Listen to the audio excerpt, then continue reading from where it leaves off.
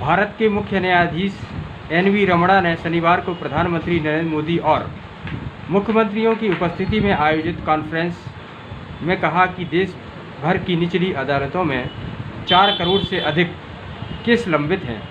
उन्होंने कहा, हमारे पास 10 लाख लोगों पर 20 जज हैं जो लगातार बढ़ रहे मुकदमों से निपटने के लिए अपर्याप्त हैं। क्या कहेंगे इस पर?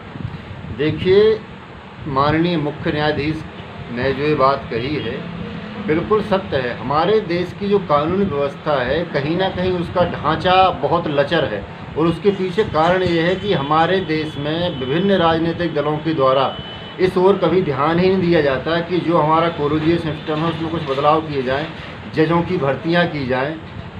तो जब जजों की भर्तियां नहीं होंगी तो निश्चित ही ये जो हमारे देश में जो जैसा कहा गया है माननीय मुख्य न्यायाधीश के द्वारा कि 10 लाख लोगों पर मात्र 20 न्यायाधीश हमारे देश में हैं, तो जाहिर सी बात है कि जैसा हमारे देश के बारे में कहा जाता है कि यहाँ अगर कोई व्यक्ति न्यायालयीन प्रक्रिया में अगर फंस गया तो वर्षों तक एक छोटा केस चलता है। उसके पीछे कारण यही है कि अब जज हमारे देश में पर्याप्त नहीं है, तो हमारे देश में ऐसे केस जिनको कुछ दिनों या कुछ महीनों में जिनका निपटारा हो जाना चाहिए वो कई सालों तक चलते हैं।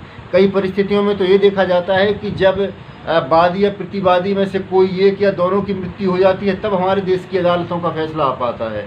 तो निश्चित ही बिल्कुल कहीं ना कहीं हमारे देश की सरकारों को इस ओर ध्यान देना चाहिए कि हमारे देश में जो न्याय की प्रक्रिया है उसमें तेज़ी लाई जा सके और जो हमारे देश में जो जजों की जो कमी है उसको पूरा किया जा सके।